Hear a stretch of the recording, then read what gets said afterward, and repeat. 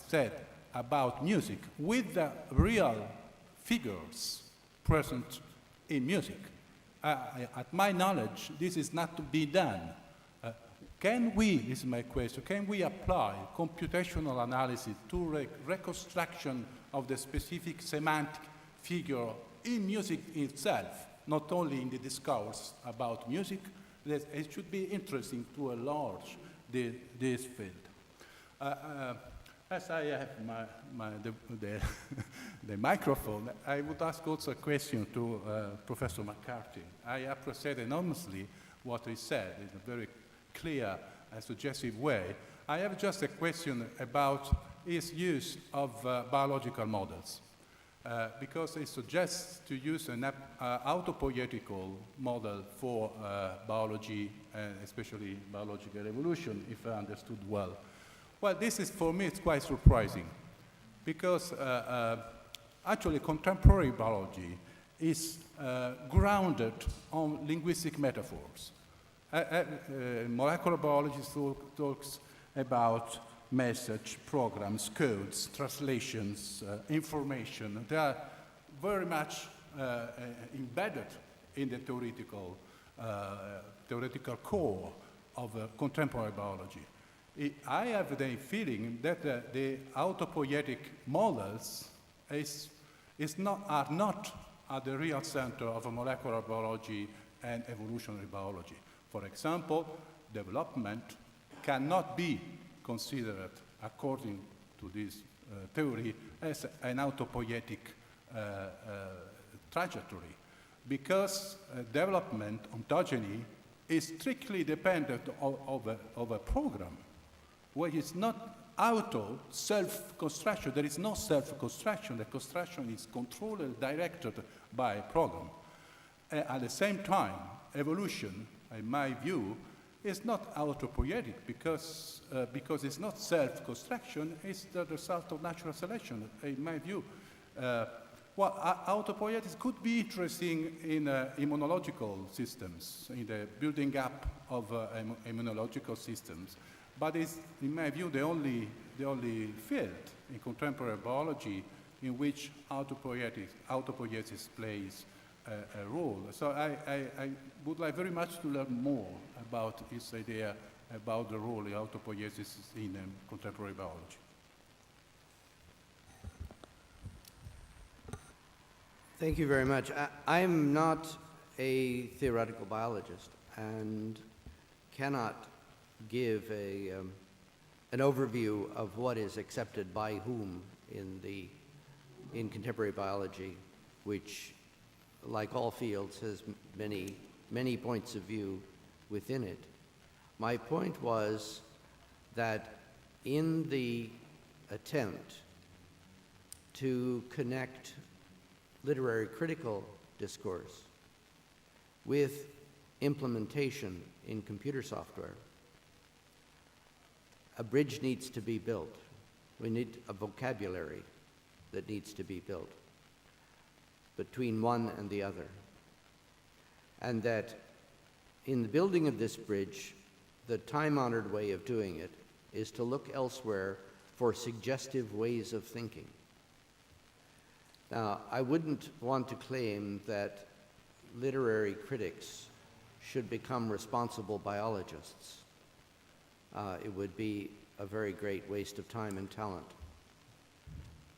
Only that in the attempt to connect from computing to the very distant concerns of literary criticism, which is a very difficult bridge to build, and it's very great and in its span, that we need ways closer to implementation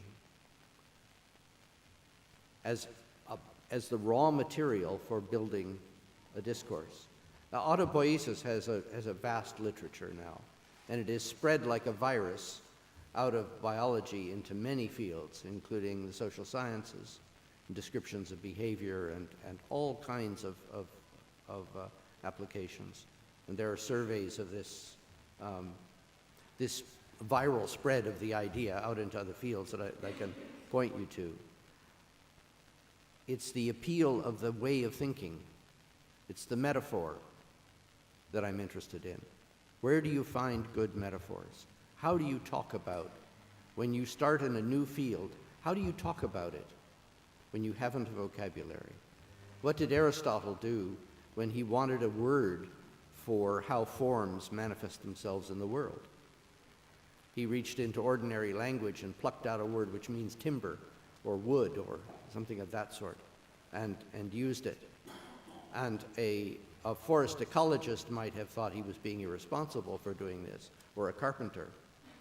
But it was in the interests of doing better philosophy that he did that. And that's the extent of my claim on biological knowledge. Now this is perhaps it appears as the flittings of an intellectual butterfly, and perhaps that is all it will amount to. My argument was that we have a very great problem in literary computing. Perhaps what we should do is wash our hands of it. Perhaps what we should do is say to the corpus linguists and to the computational linguists, you people do it. We can't. This is not our business.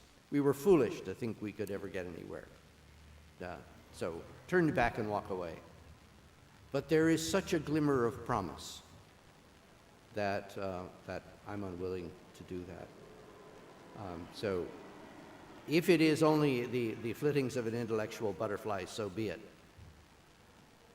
I think there is more to it than that. I don't know how strong the analogy is. I don't know how much weight to put on the isotropism between the two sides of the analogy.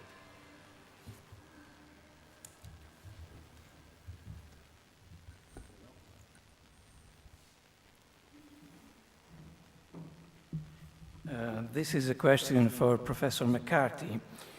I liked very much your metaphor of humanities computing as a machine to think with, and also your description of humanities computing as shifting from representation to intervening.